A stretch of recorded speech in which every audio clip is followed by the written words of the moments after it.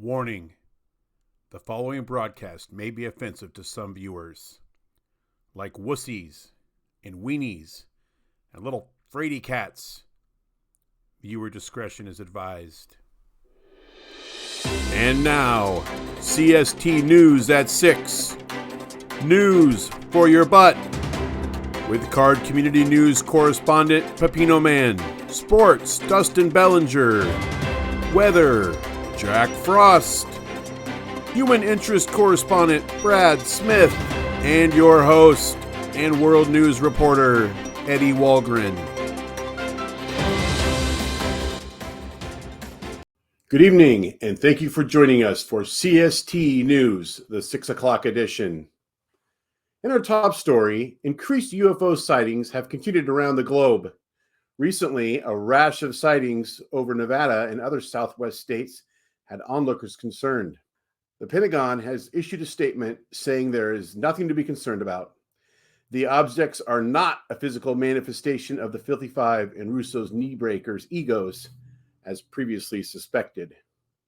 Well, the Oscars were held last week, and after a nearly 30-year layoff, actor Ke Huy Quan won Best Actor in a Supporting Role for the movie Everything Everywhere All at Once. While Quan was excited to win, when reached for comment, he said he's still waiting for Nike to reach out about him about slick shoes. Poor weather conditions continue to cripple parts of Northern California, Nevada, and Southern Oregon. A man trapped in Oregon's Siskiyou National Forest had to get creative to call for help when he couldn't get a signal on his cell phone. He typed out a message on his phone, attached it to a drone, and flew it straight up. Eventually, the phone found a signal, sent the message, and the man was able to get help. Upon hearing this story, popular YouTube personality Don's Field of Dreams said, quote, "This gives me a great idea for a live stream." Now with more weather, here is Jack Frost. So, camera lady, what are you doing after this? What are you doing? Oh, live. Yeah. CST News. News for your butt.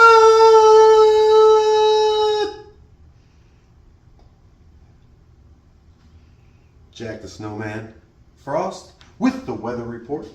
Anyways, weather, yes. So we have a front moving in across the northern part of Indiana and Illinois. It's all swirling around.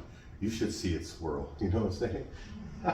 St. Louis, don't ever live there. Anyways, no, I didn't say that. Fort Wayne is getting hit with some really weird weather. And are these arrows coming at me? Ah! So we're going to go to the radar. We got low 28, 29, 25. It's just spread all over the place on the weather report.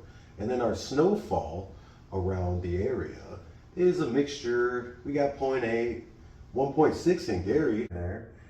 Yeah, Gary. You ever been to Gary? It's scary. Do you guys like my hair? Just got it done. I mean, 5.0 in Valpo. Wow, they are getting hammered. I don't want to live there. Yeah, so we have a simple snowfall around the areas, and just bundle up, guys, because it's gonna get cold. Frost cold. Back to you, Ed. In collecting news, sports card manufacturer Fanatics addressed collectors' concerns about skyrocketing print runs. Fanatics issued a statement thanking collectors for the concern and assured them that Fanatics is doing everything they can to provide top-notch quality product for everyone while still building value into their product. Fanatics would also like to thank collectors for reaching out by sending everyone who asked 5 free packs. For more up-to-date information on collecting and community news, here's Pepino Man. Said that's not a 101. That's a Juan de Juan. Oh, sorry. And we're back to the community part of the news. Welcome to the CST News for your butt, where we love every community member's butts, whether you have a pancake butt or up a donkey donk. The CST News, Cesar Salad Tossers. We got a lot of stuff going on in the community. Out of 100 subs, we got Stooks, baseballs, cards, and curiosities. I mean, me curious. All right. He's at 100 subs, and he just wants you to show a video response of a card of a hometown hero, either where you grew up or where you live now. Hometown hero. And 150 subs, man, we got the pure collector. Congratulations.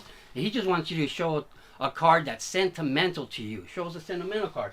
And at 200 subs, we got the Drew, a vintage legacy.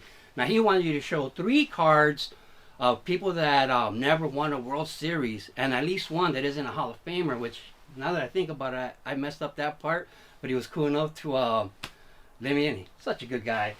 And then at 1,500 subs, we got G's Mikey. Now, G's Mikey is actually having 2 contests right now. One of them is you just got to comment on the prize he's giving away. About a year ago, he received these cool-ass boxes, man, cool storage boxes, and he's giving them away now. So all you got to do is comment on that video, and he's got a future one coming, more news coming on that. And then the beater card. That name confused me too, by Vintage Oddball Cards. He wants you to show a beater card. So the first video I made was of Paul Rubens, beating as Pee Wee Herman in a movie theater. But that's not the type of beater card. He wants you to show a card that's pretty beat up. And then the 5th annual prediction contest by the Fox Crew cards, all right? Check that out, guys.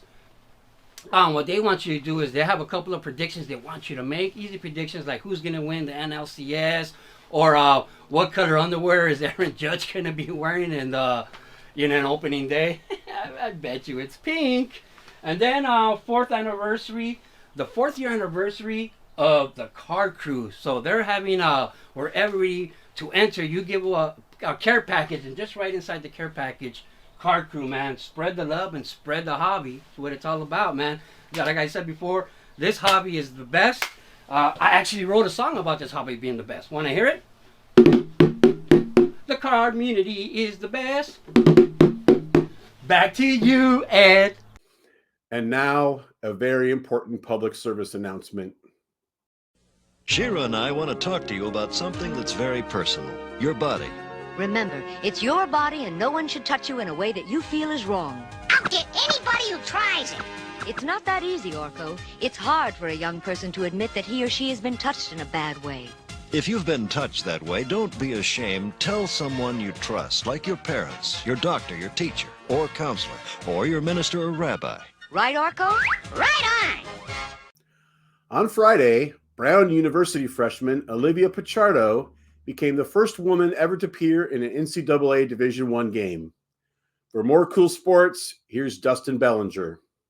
Thank you, Eddie. Here in local sports, we're getting ready for the start of the youth soccer season, and I took some time this week to sit down with an interview with one of the local stars of the league, Mr. Zach Bellinger. So, Zach, we're about to start the new league of soccer. When does practice start? This Tuesday. This Tuesday, you'll be having first practice. This will be an opportunity to begin working with your new coach. Are you excited for that opportunity? Yes, I am. Yeah. And you're the leading goal scorer from your team for last season. Does that make you feel any added pressure to perform this season? No, it does not. No, it does not? What are your expectations for this season for yourself? I want at least 4 goals and 3 assists. 4 goals and 3 assists. Mm-hmm. What about wins? Are we going to win more games than we did last season? Mm-hmm. Win more games? All right. And talk about some of your off-season work. What have you been doing to get better as a player? I have been using some soccer equipment, and I have been using a smart soccer ball to use the drills on that. Ah, smart soccer. Tell me about this smart soccer ball. What does that exactly involve? So it uses a app called Dribble Up, and when you connect the ball to your device, it lets you watch videos of drills. I see. Very cool. And so I know in the past you've spent some time, in addition to being a forward, you've also spent time at goalie at times on your team. Are you planning on doing more of the same? Are you planning on doing more of that this season? Probably not as much goalie as the season before, but probably more being a defender. More time as a defender as opposed to being a forward? Mm-hmm. I see. All right, well, good luck in the upcoming season. We hope to see you out on the field soon. Hope you enjoyed that interview with Zach Bellinger. Now, also here in sports, everybody is aware the March Madness is kicked off, and we're about ready for the start of the NCAA tournament. And I sat down with bracketologist Owen Bellinger to give us his picks to help make sure you can win your office pool or win a little extra cash here this tournament. And for the Final Four, put Arizona, Purdue, Kansas, and Iowa State. And some sleeper picks, give me Texas A&M, Virginia, and Duke. That's how you win your bracket pool this year. Thanks so much, Owen. I'm sure those picks are going to be outstanding. That's it for sports today. Kicking it back to you, Eddie. Thanks, Dustin. You know, this newscast marks a culmination of my lifelong dream of becoming a newscaster. Even as a young man in his early 20s, I would break into news studios with the lights out and force my friends to take pictures of me. But here I am now, a big boy. See, Dad, I told you I would amount to something.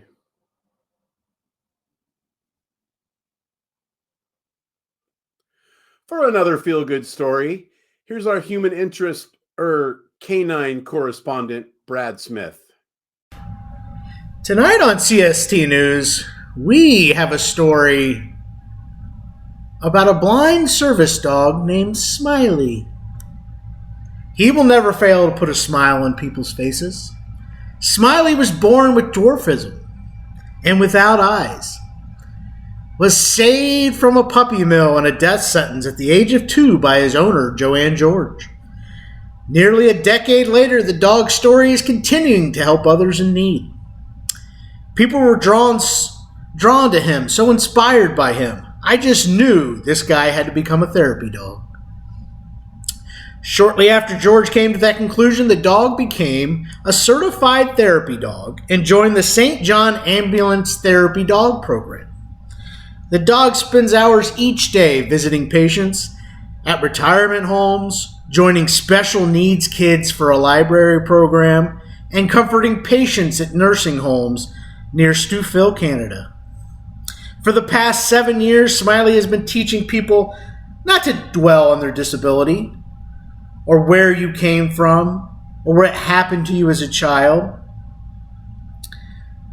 Dogs can come back from anything. They forget their past, George said. We as humans often dwell on it. One of Smiley's visits to the nursing home was particularly memorable. Teddy, a man that Smiley frequently visited in a nursing home, had no speech and was unable to communicate. But that never stopped the dog from trying. One day, Smiley put his feet up in front of him, and Teddy started smiling and making noise. All of the nurses rushed into the room, and they have never seen him smile, never seen any kind of reaction. Now, every time Smiley visits the nursing home, Teddy is the first person he goes and sees. I think that's when I realized how truly inspiring he can be, George said. George said now the 12-year-old dog's life is slowly coming to an end. But Smiley changed the lives of hundreds of other men, women, and children. His fur may be getting a little whiter. His steps may be getting a little bit slower. But his tail will never stop wagging. We should all thrive to be like Smiley. So that's the story we have for you tonight. Back to Eddie in the studio. Thanks, Brad. He certainly does seem like a good boy. That's it for this edition of CST News. We'll see you at 11. You bring the salad, we'll toss it.